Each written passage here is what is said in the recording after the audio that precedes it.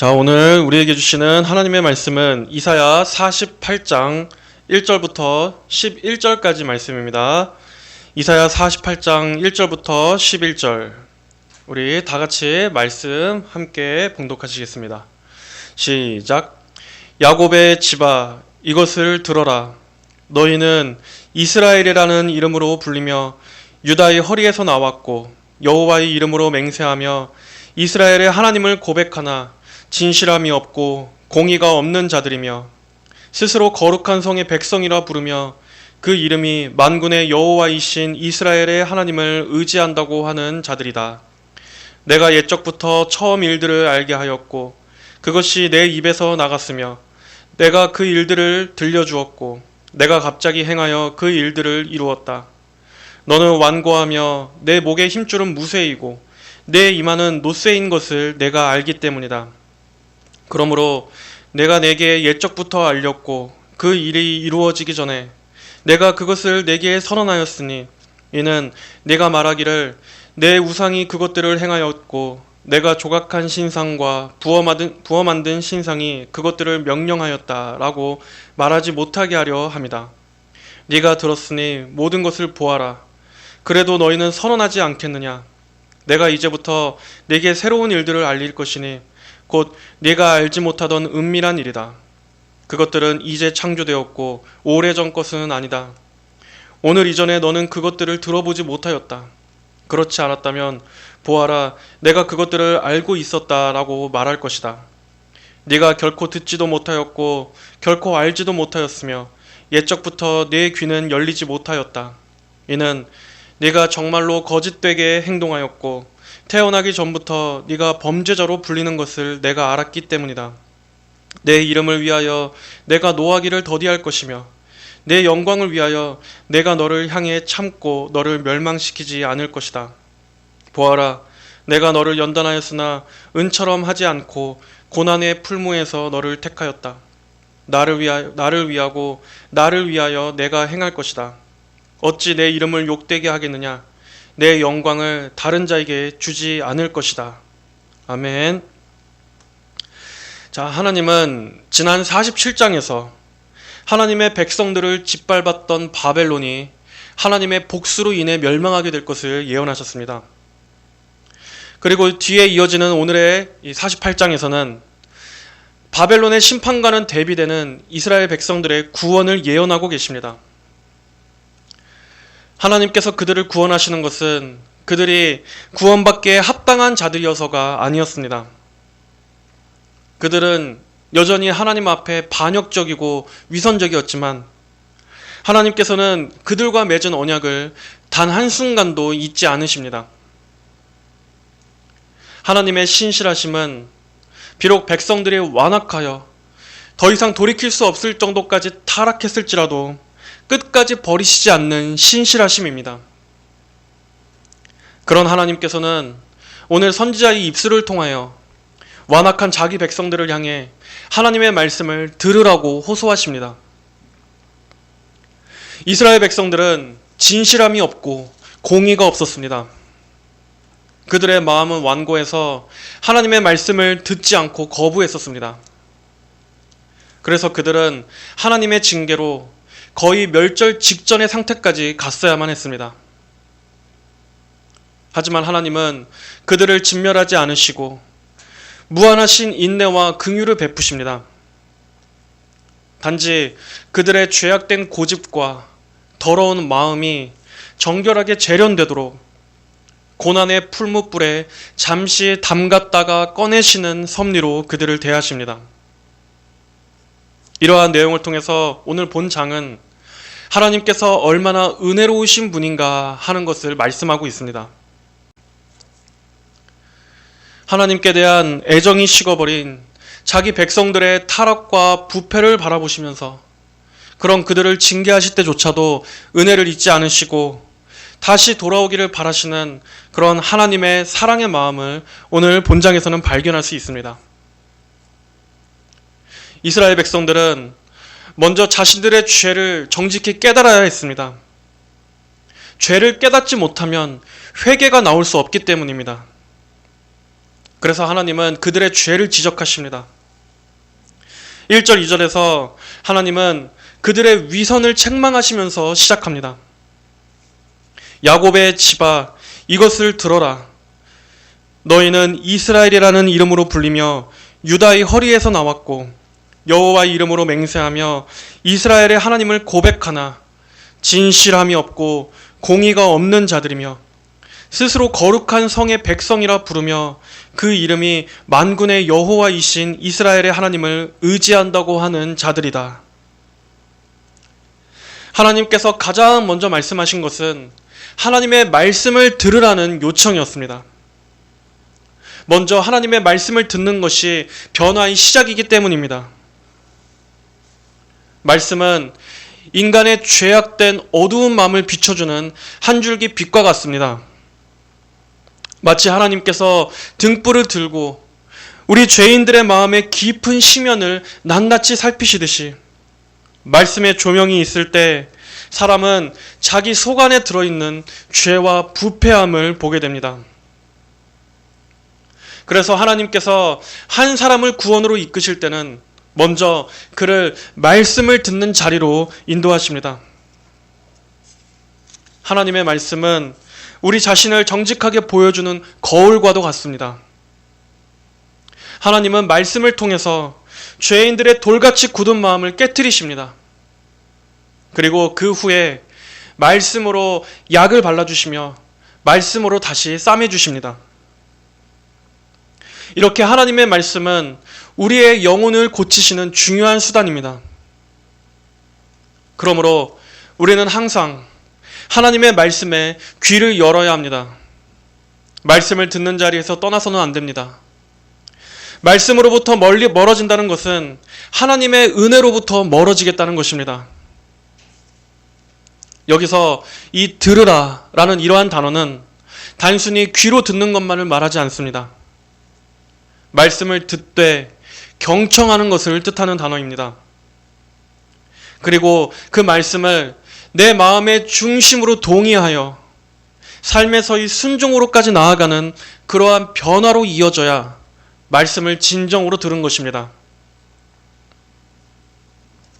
우리는 한 주간에도 수백 수천 개나 되는 설교를 들을 수 있는 시대를 살고 있습니다. 언제라도 내 취향에 맞는 또 나와 성향에 맞는 그러한 설교들을 클릭 한 번만으로도 청취할 수 있는 그러한 때를 살고 있습니다. 하지만 과연 그 하나님의 말씀들을 진정으로 들었다고 말할 수 있습니까? 하나님의 말씀을 내 영혼의 피가 되고 살이 되는 그러한 영혼의 양식으로서 진정으로 하나님의 말씀을 섭취했다고 말할 수 있습니까? 아니면 그저 흩날리는 겨처럼 마음에는 전혀 새겨지지 않았음에도 그저 한 번 들었다는 것으로 만족하며 이내 다시 원래의 생활로 돌아갔습니까? 그렇다면 그것은 말씀을 들은 것이 아닙니다. 말씀을 듣고 내 심령에 깊이 새기는 데까지 나아가지 않는다면, 말씀을 듣고도 변화되는 데까지 나아가지 않는다면 그것은 지금까지 말씀을 허투루 들은 것입니다. 그저 귀에만 맴돌다가 사라진 것일 뿐 그 마음에는 전혀 심겨지지 않았습니다. 여러분은 강대상에서 선포되고 있는 설교를 하나님의 말씀으로 들어야 합니다. 비록 설교자의 말주변이 좀 부족하고 또 그 설교가 딱딱하고 지루하다 할지라도 중요한 것은 정확성입니다. 하나님의 말씀을 과연 있는 그대로 바르게 전하고 있는가? 적어도 성경에 일치한 설교라면 여러분은 그 말씀을 하나님의 말씀으로서 엄중하게 들어야 합니다. 오늘날에는 많은 설교자들이 자신의 탁월한 재량으로 하나님의 말씀을 세련되고 또 감동적이고 어떻게든 이 현대시대의 유행에 맞춰서 사람들이 듣기 좋도록 잘 포장을 하고 있습니다. 하지만 그것이 중요한 게 아닙니다. 하나님의 말씀을 얼마나 바르고 정직하게 전하고 있는가, 그것이 기준이 되어야 합니다. 그리고 말씀을 들었다면 여러분은 그 말씀을 여러분 자신의 심중에 깊숙이 간직하며 곰곰이 되씹어 묵상하고 삶의 변화로까지 나아가기를 갈망하며 기도해야 합니다.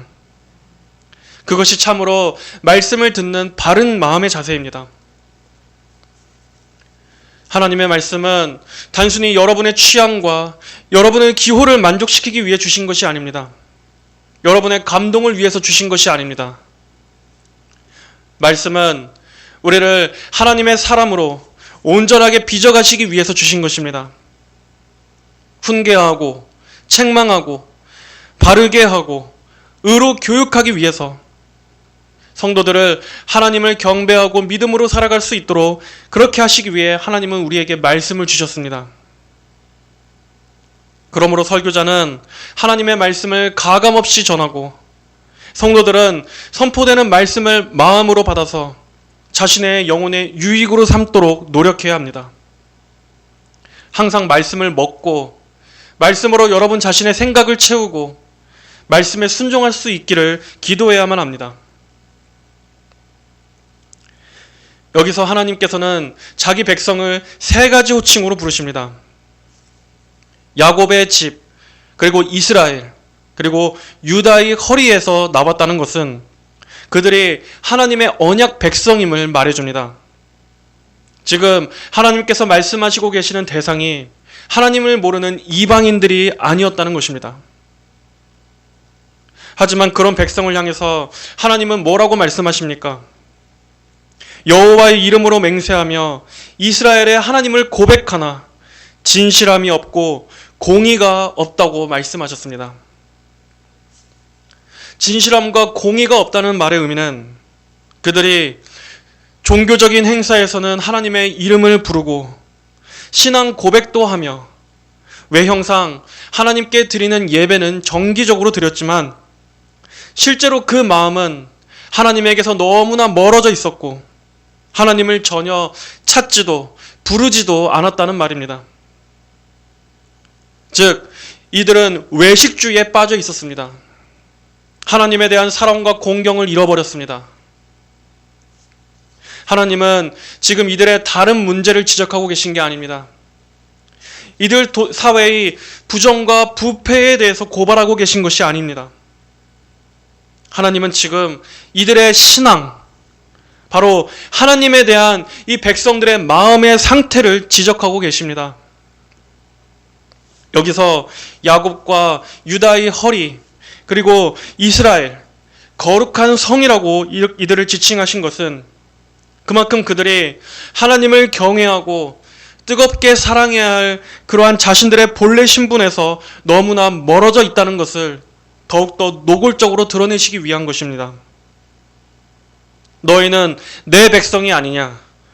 너희는 나를 바라보고 나를 의지해야 하지 않느냐? 하지만 이들은 여기에서 멀어졌습니다. 가장 중요한 이 하나님에 대한 갈망이 이들의 마음 안에서는 완전히 사라진 상태였습니다. 우리 역시도 생각해 봐야 합니다. 내가 하나님을 믿는 성도로서 이것저것을 한다고는 하고 있지만 또 하나님께 예배하는 것도 정기적으로 빠짐없이 드리고는 있지만 어느 순간 하나님을 향한 애정의 불꽃이 내 안에서 식어버린 것은 아닌지, 하나님 그분 자체를 사랑하는 그 열심이 나도 모르는 사이에 잃어버린 것은 아닌지, 그렇게 나 자신도 알지 못하는 사이에 어느샌가 형식적인 신앙이 되어버린 것은 아닌지. 이들의 문제점도 이것이었습니다. 하나님의 말씀이 도무지 현실성이 없다는 것입니다. 지금 자신들은 바벨론의 포로로 잡혀와 있는 상태고 상황은 나아질 기미가 보이지 않습니다. 앞날은 어두워 보이기만 합니다.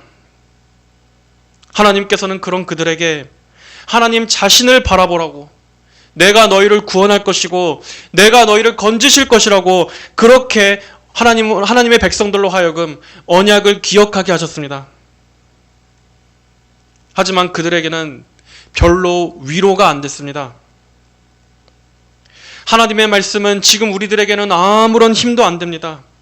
우리에게는 지금 이 현실에 맞는 논리가 필요합니다. 그러면서 자연스럽게 하나님에 대한 신앙이 식어갔습니다.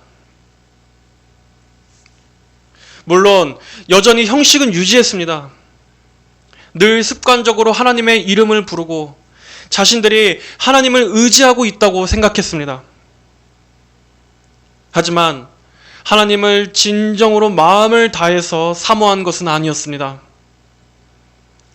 여전히 그 마음으로는, 그 마음의 중심으로는 하나님보다는 자신들을 구원해 줄 다른 강한 그 어떤 것을 찾고 있었습니다. 하나님께서 이들에게 다시 회복되기를 원하신 것은 바로 하나님을 향한 믿음이었습니다. 하나님이 어떠한 분이신가를 바라보면서 그들의 마음이 하나님께로 돌아오는 것이었습니다. 그들의 그 마음의 가장 그 중심의 큰 자리에 하나님을 모시도록 하는 것이었습니다. 눈앞의 현실이 절망스럽고 어두울 때는 하나님을 잊을 수가 있습니다. 그러한 상황에서는 하나님도 또 말씀도 아무런 위로도 힘도 되지 못한다고 생각될 때가 있습니다. 그러나 그때를 가장 조심해야 합니다. 오히려 그럴수록 가장 바라봐야 할 것은 다시 전능하신 하나님을 찾는 것입니다. 모든 것 위에 하나님께서 계시고 하나님은 지금도 살아 역사하셔서 기도하는 백성들의 능력과 힘이 되어주심을 우리는 잊어서는 안 됩니다. 하나님의 말씀을 공허하게 만드는 것은 말씀 그 자체가 아니라 우리의 불신앙 때문입니다. 하나님은 여전히 하나님이십니다. 그런 하나님을 작고 무력하게 여기는 것은 그만큼 우리들의 믿음이 떨어져서입니다. 이럴 때 우리는 다시 말씀을 듣는 것으로 돌아가야 합니다. 말씀 앞으로 돌아가지 않는다면 회복이 없습니다. 나 자신의 상태를 깨닫고 각성할 계기가 없습니다. 오늘날 이 한국 사회가 이렇게 된 것은 교회가 하나님의 말씀을 떠났기 때문입니다. 목사들부터가 하나님의 말씀을 진리대로 믿지 않기 때문에 진리대로 선포하지 않았습니다. 또 교인들 역시도 하나님 말씀을 있는 그대로 듣기 싫어하고 대신에 자기 취향에 맞는 자기를 다독여줄 그러한 말씀만 듣기 좋아했었습니다. 그러는 사이에 이 사회는 페미니즘과 공산주의 좌파 사상이 온 사회 구석구석을 파괴하고 물들이도록 허용했습니다. 특히나 지금 우리나라의 이러한 현 시국은 아주 심각한 위기 상황에 놓여 있습니다. 지금은 총칼만 안 들었을 뿐 보이지 않는 내전 중입니다. 이러한 상황에서 언제라도 큰 전쟁으로 번진다고 해도 전혀 이상하지 않을 만큼 지금은 국가적으로 초위기의 불안한 상태입니다. 최근에는 그동안 암약해오던 중국 공산당들이 어떻게 이 대한민국이란 나라를 잠식해왔나 하는 내용들이 조금씩 드러나고 있습니다. 하지만 그 배후에는 더 큰 세력인 영국, 프랑스 로스차일드 세력이 있습니다. 이 영국, 프랑스 쪽 로스차일드가 이미 한참 전부터 중국을 키워줬었고 중국 공산당의 배후에는 바로 그들이 있습니다. 미국의 민주당과 헐리우드, 그리고 PC주의와 페미니즘 이러한 것들도 다 그들이 만들어낸 것입니다. 그리고 정치적으로는 중국 공산당과 우리나라의 좌우 친중 세력들이 다 얘네들 밑에 있습니다. IMF와 UN, WHO와 같은 이러한 국제기구들도 다 이쪽입니다. 반대로 트럼프 쪽 배후는 스위스 로스차일드 계파, 록펠러 가문, 그리고 페이팔 마피아라고 불리는 미국 실리콘밸리 출신 CEO들의 네트워크가 있습니다. 그러니까 크게 보자면 결국 몸통은 하나지만 여기에는 미국의 연준과 또 유대 금융 세력들, 또 달러 패권, 암호화폐, 신재생에너지, 석유, 이러한 다양한 여러 영역에서 각자의 이권 다툼이 지금 복잡하게 얽혀있는 상태입니다. 지금은 이들 안에서 국제 엘리트 세력들 간의 내부 패권 다툼 중이라 아마도 이번에 트럼프 쪽이 반대 세력을 숙청하는 것을 아마 확실히 진행한다고 한다면 자칫하면 전 세계적인 전쟁까지도 일어날 수 있는 지금은 상당히 중요하고 긴장되는 상황입니다. 그러니까 지금 우리가 이렇게 좌파, 화교, 중국 공산당들과 싸우는 것도 사실 엄밀히 말하자면 그들의 몸통이 아니라 그 밑에 하수인들, 또 그 밑에 하수인들, 그 하수인들을 붙잡고 지금 싸우고 있는 것입니다. 가장 높은 그 배우의 머리가 어디인지는 우리 같은 일반인들은 알 수가 없습니다. 이러한 생각까지 올라가다 보면 결국 이러한 상황에서 우리 성도들은 궁극적으로 어디에 소망을 둬야 하겠습니까? 누구만이 우리를 구원하실 수 있겠습니까? 결국에는 우리는 더 하나님만을 굳게 붙잡아야 하는 것입니다. 이럴 때 우리는 정신을 바짝 차리고 깨어 있어 하나님을 간절히 찾고 부르짖어야만 합니다. 그리고 다시 하나님의 말씀 앞으로 돌아가 마음을 찢고 회개하여 각성하기를 구해야만 합니다. 부디 하나님께서 이 나라를 불쌍히 여겨주시기를, 전 세계에 있는 기도하는 주의 백성들을 하나님께서 지켜주시기를, 그리고 악인들의 저 악한 계획을 하나님께서 파쇄하여 주시기를 우리는 사활을 다해 기도해야 하는 것입니다. 하나님을 찾는 것은 미련하고 어리석은 것이 결코 아닙니다. 오히려 지금 이러한 위기와 곤경의 상황에서 우리에게 가장 시급한 일은 하나님을 찾는 것입니다. 하나님은 이어서 말씀하십니다. 3절에 내가 옛적부터 처음 일들을 알게 하였고 그것들이 내 입에서 나갔으며 내가 그 일들을 들려주었고 내가 갑자기 행하여 그 일들을 이루었다. 너는 완고하며 내 목의 힘줄은 무쇠이고 내 이마는 노쇠인 것을 내가 알기 때문이다. 3절에서 하나님께서는 하나님이 하신 일들에 대해서 애매모호하게 말씀하시지 않고 명확하게 말씀하셨다는 것을 강조하고 계십니다. 여기서 처음 일들을 알게 하였고 라는 말씀에서 이 알게 하였다 라는 말은 어떤 물체를 분명하게 보이게 하기 위해서 밝은 조명 아래 두었다는 그러한 표현입니다. 하나님께서는 이렇게 분명하고 명확하게 하나님의 하신 일들을 말씀하셨고 또 백성들이 추구해야 할 구원의 길에 대해서도 알아듣도록 분명하게 말씀해 주셨습니다.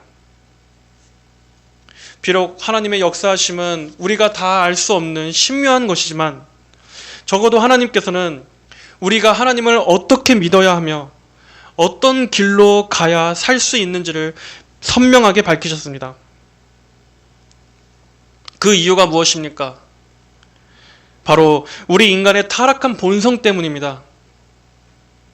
인간이 영적으로 부패해서 우둔하고 어리석기 때문에 하나님께서 선명하게 말씀해 주시고 미리 말씀을 통해 알려주시지 않았다면 우리는 많은 오류에 빠지게 되기 때문입니다. 어떤 일이 성공적으로 되면 마치 그것이 나의 능력과 내 힘으로 된 것인 양 사람은 교만과 자만심에 취하게 됩니다. 또 어떤 일이 안 좋게 되면 거기에서 그 안에 담겨있는 하나님의 교훈과 훈계를 발견하지 못하고 세상 탓, 남의 탓, 하나님을 탓을 하며 원망하게 됩니다. 이렇게 인간은 항상 하나님의 선하신 뜻은 발견하지 못하고 자기 자신을 높이거나 또 반대로 하나님을 원망하거나 하는 존재인 것입니다. 그래서 하나님께서 일반적으로 자기 백성을 어떻게 이끄시는가 하는 것을 말씀을 통해서 분명하게 알려주신 것입니다. 하나님은 인간 안에 있는 이 타락한 죄의 본성을 너무나 잘 아십니다. 설령 하나님의 백성이라고 할지라도 그 안에 있는 이 죄성들을 잘 아십니다. 여기서 너는 완고하며, 이스라엘 자손들은 고집불통이고 하나님의 말씀을 고분고분 듣는 자들이 아니었습니다. 여기에서 이 완고하다라는 말은 그 어원이 주인이 이끄는 방향으로 따르기 싫어서 코를 씩씩거리며 뒷발로 땅을 파는 그러한 말 안 듣고 고집센 짐승의 모습을 의미하는 데서 나온 말입니다. 이처럼 사람이 하나님의 말씀을 듣지 않으려 한다는 것입니다. 그래서 하나님은 종종 이 백성이 목이 뻣뻣한 백성이다 라고 말씀하셨습니다. 겸손하지 않고 하나님의 말씀에도 고개를 뻣뻣이 들고 듣기 싫어한다는 것입니다. 또 내 목의 힘줄은 무쇠이고 내 이마는 노쇠인 것을 내가 알기 때문이다 라고 지적하셨습니다.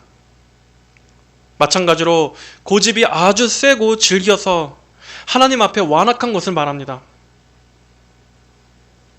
에스겔 3장에서 하나님께서 에스겔 선지자를 보내실 때 하나님의 백성들이 정작 하나님의 말씀을 듣지 않으실 것을 아시고도 선지자를 보내셨습니다. 하나님은 에스겔 선지자에게 말씀하셨습니다. 에스겔 3장 4절, 그분께서 내게 말씀하셨다. 인자야, 이스라엘 족속에게 가서 내 말들을 그들에게 전하여라. 내가 언어가 다르거나 어려운 말을 쓰는 백성에게 너를 보내는 것이 아니라 이스라엘 족속에게 보내는 것이다. 언어가 다르거나 알아듣지 못하는 어려운 말을 쓰는 여러 민족에게 보내는 것이 아니다. 차라리 내가 너를 그들에게 보냈다면 그들은 참으로 네 말을 들었을 것이다. 이스라엘 족속은 네 말을 듣지 않을 것이니 이는 모든 이스라엘 족속들이 이마가 굳고 마음이 완고하여 내 말을 들을 생각이 없기 때문이다. 하나님은 이렇게 자기 백성들의 완악함을 말씀하셨습니다. 하나님의 말씀을 왜 사람은 듣기 싫어합니까? 인간의 본성상 죄 때문에 하나님께 반역하고 거부하는 본성이 우리의 모든 마음 깊이 뿌리박혀 있기 때문입니다. 그래서 육에 속하지 않은 거듭나지 않은 불신자들은 하나님의 말씀을 본능적으로 싫어합니다. 하나님이란 존재의 권위도 인정하지 않고 말씀 같은 것에 왜 순종해야만 하는지, 하나님에 관한 모든 것이 불만스럽고 자신을 구속한다고 여깁니다. 하지만 이런 부분이 구원받은 우리 성도들 안에도 남아 있습니다. 성도 역시도 아직 완전히 성화된 존재는 아니기 때문에 그 마음 안에서 성령과 육체의 소욕이 서로 갈등을 일으킵니다. 그래서 성도들도 영적으로 게을러지거나 태만해지게 되면 우리의 마음 안에서 육체의 소욕이 더 우세해지기 때문에 하나님의 말씀이 듣기 싫어지게 됩니다. 말씀을 들어도 미지근하고 영적으로 메마르고 생기를 잃게 됩니다. 기도하기도 싫어지고 예배도 귀찮아지고 하나님에 관한 모든 것에 흥미와 의욕을 잃게 되는 것입니다. 그게 더 심각한 상태로까지 나아가면 하나님께 대한 짜증과 불평으로까지 나가게 됩니다. 대신에 육신의 정욕은 점점 더 그 속 안에서 활활 타올라서 주체하지 못하고 세상 사랑을 향해서 또 나 자신의 정욕을 향해서 달려가게 되는 죄에 깊이 빠지게 되는 경우가 있습니다. 그러므로 우리 성도들은 내 안의 영적인 경향이 지금 무엇에 더 끌리고 있는가를 잘 살피고 주의할 필요가 있습니다. 말씀에 대한 식욕이 떨어지고 기도에 대한 열망이 식어간다면 우리는 그러한 기미를 초장부터 잘 살펴서 다시 영적인 긴장 상태를 유지하도록 스스로의 영혼을 지켜야만 합니다. 언제라도 태만해질 수 있다는 자신의 약함을 늘 주의하면서 항상 이러한 거룩한 긴장 상태를 지속해야 하는 것입니다. 우리가 늘 기도하고 또 말씀을 묵상할 때는 이러한 경건하고 영적인 생활을 추구하는 것이 즐겁고 평안을 가져다 줍니다. 하지만 잠시 방심하고 영적으로 태만함에 빠지게 된다면 그때부터는 경건을 추구하는 이러한 일들, 하나님에 관한 이러한 일들을 하는 것이 너무나 힘겹고 버거워지게 됩니다. 대신에 죄 짓는 일에 있어서는 마치 급류를 탄 것처럼 한순간에 휩쓸려 나가는 일이 너무나 쉬운 일이 되어버립니다. 그러므로 항상 기도함으로써 하나님의 은혜를 구하고 자신의 영혼을 잘 살피면서 하나님을 사랑하고 자기 자신을 부인하는 그러한 은혜의 도우심을 우리는 날마다 구해야만 하는 것입니다. 다시 말씀으로 돌아와서 5절을 보겠습니다. 그러므로 내가 내게 옛적부터 알렸고 그 일이 이루어지기 전에 내가 그것을 내게 선언하였으니 이는 네가 말하기를 내 우상이 그것들을 행하였고 내가 조각한 신상과 부어 만든 신상이 그것들을 명령하였다라고 말하지 못하게 하려 함이다. 하나님께서 이토록 분명하게 말씀하신 또 하나의 이유는 사람이 죄로 눈이 어두워졌기 때문에 구원의 공로를 우상에게 돌릴까 봐서입니다. 모든 것을 주관하시는 하나님께 공로를 돌리지 않고 또 하나님께서 모든 것을 이끌고 계신다는 것을 인정하지 않고 대신에 다른 우상에게서 자신들의 도움과 또 그 우상들이 모든 역사를 이끌어간다라고 믿는 이러한 착각과 오류들에 빠질까 봐 하나님은 분명하게 말씀하셨습니다. 이스라엘 백성들은 예레미야와 이사야 이러한 여러 선지자들을 통해서 말씀하신 하나님의 말씀을 들었고 또 그 예언대로 분명하게 성취되는 것을 그들은 보았습니다. 그들은 하나님의 성품과 능력과 행사에 대해서 지금까지 충분히 들었습니다. 하나님은 여기서 새 일을 행하실 거라고 말씀하십니다. 내가 이제부터 내게 새로운 일들을 알릴 것이니 곧 네가 알지 못하던 은밀한 일이다.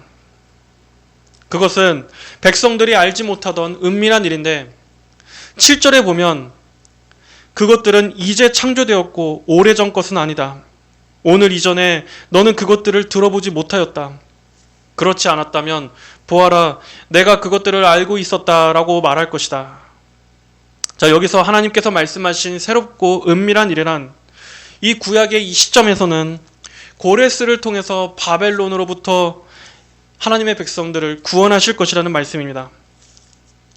한편 신약의 관점에서 이 새 일은 궁극적으로 어떤 일이겠습니까? 하나님께서 하나님의 아들 예수 그리스도를 통해 우리에게 새 생명을 주시고 영원한 구원과 해방을 주신 바로 이 예수 그리스도의 십자가의 죽으심과 부활을 말하는 것입니다. 8절에 네가 결코 듣지도 못하였고 결코 알지도 못하였으며 옛적부터 네 귀는 열리지 못하였다. 이는 네가 정말로 거짓되게 행동하였고 태어나기 전부터 네가 범죄자로 불리는 것을 내가 알았기 때문이다 라고 말씀하셨습니다. 만약에 하나님께서 우리 사람들에게 모든 일들이 이루어지는 그 때를 미리 알려주셨다면 인간은 참 교활하기 때문에 그 지식을 이용해서 안일한 삶을 살았을 것입니다. 예를 들어 하나님께서 성경에 예수님의 재림의 날짜를 분명하게 명시했다고 생각해 보십시오. 그렇다면 사람들은 그 날을 대비해서 회개하여 예수님을 믿기보다는 오히려 어떻게 반응하겠습니까? 어차피 이 세상에 종말이 올 텐데 지금 실컷 먹고 마시자. 어차피 이 세상은 망하고 멸망할 텐데 그것이 바뀌지 않는 운명이라면 우리는 그때까지 실컷 죄나 짓자. 이렇게 사람은 방탕한 쪽으로 기울게 될 것입니다. 그것이 인간의 본성입니다. 사람은 만약 하나님께서 어떠한 일을 알려주시지 않고 은밀하게 행하신다면 그 일을 하나님께서 하신 일로 인정하지 않습니다. 또 반대로 하나님께서 어떤 일을 미리 알려주신다면 사람은 앞으로 어떤 일이 일어날 것인지를 알기 때문에 아니라고 태만하게 살게 됩니다. 그렇기 때문에 하나님께서는 우리 사람들이 모든 것을 다 알 수는 없도록 은밀하게 행하시면서 대신에 우리가 하나님께서 주신 말씀을 늘 주의하여 거룩하고 두려움 가운데 우리의 구원을 이루어가도록 지혜롭게 섭리하십니다. 그래서 항상 우리 자신을 조심하며 하나님의 말씀의 인도를 따라 살아가게끔 하시는 것입니다. 누구보다 우리 인간을 잘 알고 계신 하나님께서 이렇게 하신 것이기 때문에 우리는 오히려 하나님의 이 방식이 훨씬 지혜로운 것임을 신뢰해야 합니다. 자, 이제 9절 말씀입니다. 내 이름을 위하여 내가 노하기를 더디할 것이며 내 영광을 위하여 내가 너를 향해 참고 멸망시키지 않을 것이다. 하나님은 내 이름을 위하여 내 영광을 위하여라고 말씀하십니다. 이것이 성경에서 가장 높은 최고의 주제입니다. 하나님께서는 그분 자신의 영광을 위하여 모든 일을 행하신다. 예수님의 십자가 대속 역시도 궁극적으로는 하나님 자신의 영광을 드러내시기 위한 일이었습니다. 내 이름, 구약의 히브리인들에게 있어서 이 이름이란 단순히 그 사람을 부르는 호칭이 아닙니다. 이름은 그 사람 자체를 말합니다. 그 사람의 성품과 인격, 그 사람의 모든 것을 설명하는 것이 바로 이 이름입니다. 하나님께서는 하나님의 명예와 명성을 위해서 자신의 이름을 위해 일하십니다. 그렇기 때문에 하나님은 마침내 우리의 구원을 이루실 것입니다.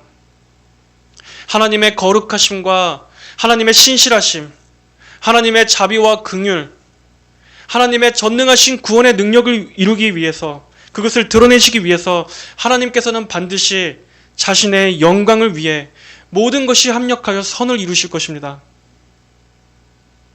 그리고 10절은 말씀합니다. 보아라, 내가 너를 연단하였으나 은처럼 하지 않고 고난의 풀무에서 너를 택하였다. 하나님께서는 이스라엘 백성들을 아수르와 바벨론에게 망하게 하셨습니다. 어떻게 하나님께서 자기 백성에게 이러한 고난을 주셨습니까? 자기 백성을 사랑하셨기 때문입니다. 그들은 하나님의 말씀을 수없이 거역했습니다. 말씀을 듣기 싫어했습니다. 그래서 하나님은 그들을 회개케 하기 위해서 바벨론이라는 수단을 사용하실 수밖에 없었습니다. 거기에서 그들이 뜨거운 고난의 풀무불 속에서 자신의 죄악을 돌아볼 때에야 다시 하나님 앞에 나아올 수 있었기 때문이었습니다. 이렇게 하나님께서는 때때로 사랑하는 자녀들을 고난의 풀무 속에 넣으실 때가 있습니다. 고난의 풀무는 하나님을 만나는 장소입니다. 아브라함 역시도 하나님께서는 그에게 네 고향과 친척을 떠나 내가 너에게 명령하는 곳으로 가라고 말씀하셨습니다. 당시 사람들의 인식에 있어서 고향과 친척을 떠난다는 것은 자신을 안전하게 지켜줄 울타리를 떠나서 이제는 목숨이 위협받을 수 있는 새로운 환경에 처하게 된다는 것과 같은 것이었습니다. 아브라함이 의지할 것은 아무것도 없었습니다.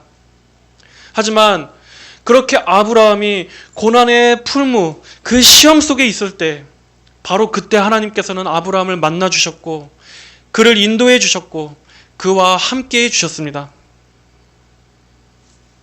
아브라함의 아들 이삭 역시도 그가 제물이 되기 위해서 제단 위에 묶였을 때 이삭은 거기에서 여호와 이레를 배우게 되었습니다. 야곱 역시도 그가 형 에서의 위협을 피해서 도망가 광야길에 있을 때 그 캄캄한 어둠의 공포 속에서 처량하게 돌베개를 베고 잠들었던 그 순간에 야곱은 바로 거기에서 하나님을 만나게 되었습니다. 이스라엘 백성들도 그들이 애굽이 혹독한 압제 아래에서 고통 속에 부르짖었을 때 하나님께서는 바로 그때 그들의 고통 소리를 들으시고 자신을 나타내셨습니다. 이렇게 하나님은 그분의 자녀들을 고난과 고통의 풀무불 속에서 만나 주십니다. 우리 인생도 마찬가지입니다. 모든 것에 어려움이 없고 잘 나갈 때는 하나님을 찾지 않습니다. 도리어 그 마음이 교만과 자만심과 완고함으로 가득 차 있습니다. 하지만 하나님께서는 그런 인생에 갑작스러운 큰 시련을 주셔서 우리 인간의 안일함을 망치로 깨 부수실 때가 있습니다. 그리고 그 후에야 사람은 하나님 앞에 나와 무릎을 꿇고 마음을 엎드려 회개하게 됩니다. 하나님은 이렇게 종종 사랑하는 자녀들을 하나님의 구원으로 부르시기 위해서 이러한 방법을 쓰십니다. 여러분이 하나님을 만났던 때는 어떤 때입니까? 여러분의 마음이 가장 낮아지고 가난하고 절박하던 때 아니었습니까? 사업의 실패와 실직과 또 경제적인 어려움과 또 자신이나 가족의 큰 질병에 걸리게 되었을 때, 또 인생에서 여러 깊은 실패와 좌절 중에 있었을 때, 그래서 도저히 더 이상은 내 인생을 내 힘으로 살 수가 없고 이제는 모든 것이 다 끝장나 버렸다고 생각하던 그러한 인생의 가장 밑바닥이었을 때, 바로 그때 하나님을 만나게 된 사람들이 많습니다. 그 전까지는 기고만장했었습니다. 하나님 같은 것은, 교회 같은 거는 쳐다보지도 않았었습니다. 종교는 다 어리석고 심약한 사람들이나 믿는 것이라고 생각했었습니다. 하지만 하나님께서 그 인생을 고난의 풀무불 속에 담그시고 난 후에는 이제는 그 마음이 가난해지게 됩니다. 그제서야 하나님의 말씀이 비로소 들리게 됩니다. 하나님의 위로가 그처럼 큰 실패를 겪고 마음이 다 깨지고 나서야, 그제서야 진정한 위로로 들리게 됩니다. 하나님의 약속의 말씀도 그때서야 소망의 말씀으로 들리게 됩니다. 그리고 죄인은 그렇게 말씀을 통해서 바로 그 풀무 속에서, 바로 거기에서 하나님을 만나게 됩니다. 그리고 그는 고백할 것입니다. 제 인생을 지금까지 다루었던 분이 바로 하나님이셨군요. 지금까지 하나님 없이 산 저희 죄를 회개합니다. 이제는 하나님께 저를 의탁합니다. 하나님께서 저희 아버지가 되어주시고 저희 주님이 되어주셔서 이제는 하나님의 선하신 뜻대로 저를 인도해 주시옵소서. 이렇게 그 마음이 하나님 앞에 완전히 굴복하여 하나님께 자신을 드리게 되는 것입니다. 그러므로 현재 지금 뜨거운 고난의 풀무 속에 있는 분이 계시다면, 오히려 지금 여러분이 닥쳐있는 그 시간을 통해서 하나님을 만나게 되시기를 바랍니다. 하나님은 지금 당신을 참된 아버지이신 하나님께로 부르고 계신 겁니다. 그러므로 고집스러운 발길질을 이제 그만 멈추시고 사랑과 긍휼이 많으신 하나님 아버지의 품으로 당신 자신을 이제는 내어드리십시오. 마지막 11절입니다. 나를 위하고 나를 위하여 내가 행할 것이다. 어찌 내 이름을 욕되게 하겠느냐?